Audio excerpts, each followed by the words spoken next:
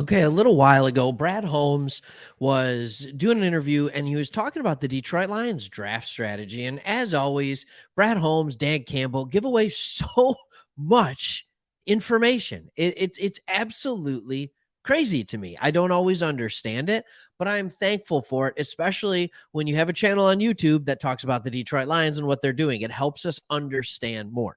Now, have there been times that things that Brad Holmes have said are slightly misleading? Maybe. Maybe not. Sometimes they just don't go to fruition. I think a lot of people thought the quarterback thing was misleading, the backup quarterback thing. It wasn't. And when we found out that we actually have an offer into Teddy Bridgewater, so like it's not actually misleading. So here's what I want to do. I want to look at this article and give you a little bit of thoughts on the draft plan from Brad Holmes and how there's one quote that I love that we're going to get to in this, but it talks about how their draft plan kind of goes against the grain. And man, oh man, am I thankful for it. All right. So here it is. He revealed that his team will not have a depth chart, but it was more than that. It was actually a quote. I'm going to go down here and kind of go from there. But basically what he said is, I will not have a depth chart in the war room.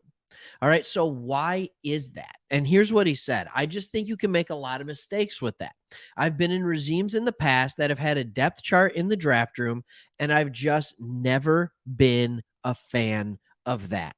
Completely agree. Totally understand it. All right, let's go to just a horrible comparison on this, and let's talk about fantasy football, fantasy basketball. How often do you have it where there's a great player on the board, you know you should draft him, but you already have two running backs or you already have two wide receivers? So what you end up doing is you reach for someone else. They end up being a horrible player for you because you drafted for need instead of talent. All right. And injuries happen. You need talent, whether it's in fantasy, whether it's in football in real life. It doesn't matter. So the key points are the Lions will not have a draft or a depth chart in their draft room. And that means that point number 2 is what I want to talk about for a little bit, and then we'll keep going, is that Holmes believes that prioritizing talent over need is the best strategy in the draft. Here's what we are learning about the NFL. It is a very quick turnaround league.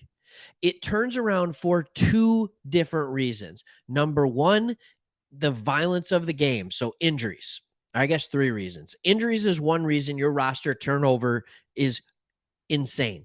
Number 2, age. People just, their bodies start shutting down on them. It's that simple. It could be injuries, or it could just be that they're not as explosive as they once were. And 3, contracts. People need to get paid, and there's a salary cap. So you can't just pay everyone. That is why people are talking about the Detroit Lions needing to get offensive linemen. It's like, what are you talking about? We have offensive linemen for days. What kind of offensive linemen do we need? What could we possibly need to do with this? And the answer to that is unbelievably simple. We need offensive linemen because Taylor Decker is getting paid. Frank Ragnow is getting paid. Jonah Jackson and Penei Sewell will need to be paid. So the question is, can you pay all of them at once? And the answer is probably not. So you need to get depth, and you need to draft for depth in those positions as well. So talent prioritizing need is huge because eventually it will be a need, if that makes sense. Nobody would think to ourselves, if the best player available was Peter Skoronski from Northwestern, nobody would bat an eye at drafting him because he is the most talented.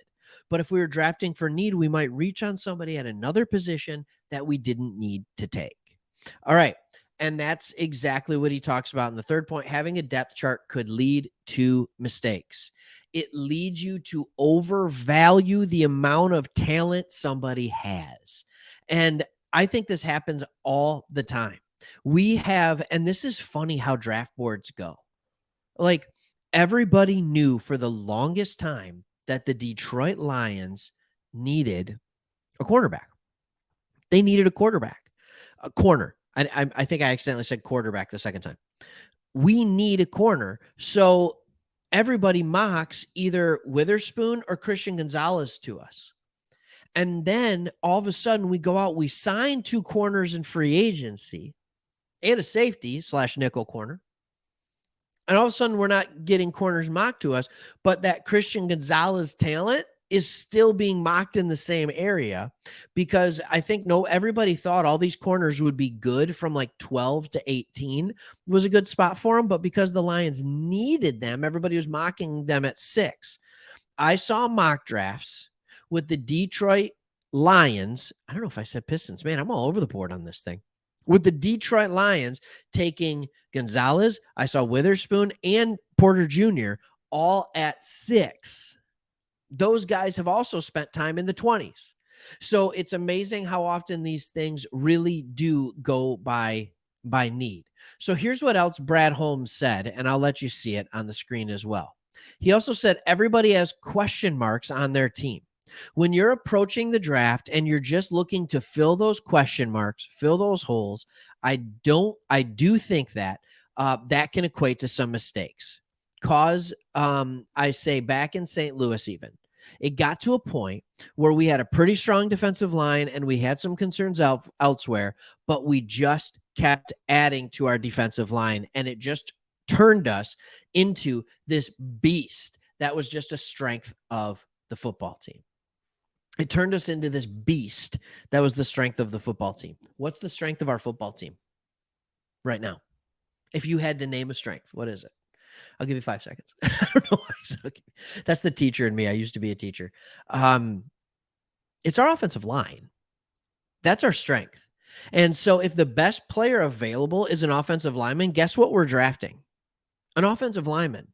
It doesn't matter if you have money going into Vitae and Glasgow this year, because we have the money. You're going to draft someone in that position anyway. It's looking forward as well. So if the best player available is an offensive lineman, we're taking an offensive lineman.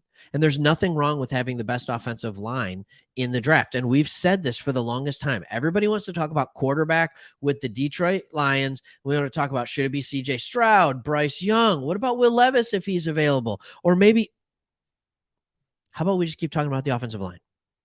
We said, Chris said this, I said this, a lot of analysts said this. If you can get Jared Goff great pass protection, he is a good quarterback.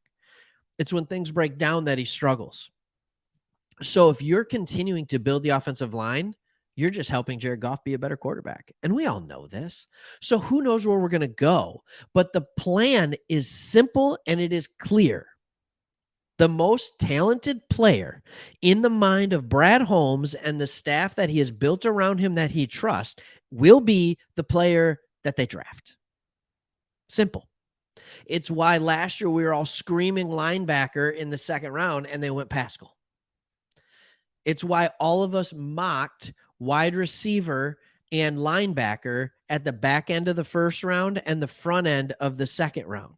Remember those? All those mocks, Christian Watson and Nakobe Dean or whoever, whatever, insert linebacker here is what everybody was mocking to the Detroit Lions, but they went for talent.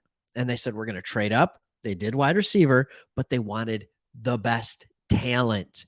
In his mind, Jameson Williams was the most talented player left on the board, so they traded up for him because they didn't think it was even close in talent. That's what he'll do. He's not afraid to be aggressive and to get his guy. It's also why he went Levi Onwuzurike and Aleem McNeil back-to-back in his first year. So anyways, a lot of stuff. I could keep talking forever on this. We got to get to the next video. We got to get to something else. Go do whatever you want. But here's what I know. It's nice to trust Brad Holmes and what he's doing. And I hope you do too. Leave a comment below if this makes sense, if it doesn't make sense, and who you think the most talented player will be available for the Detroit Lions when they pick. See ya.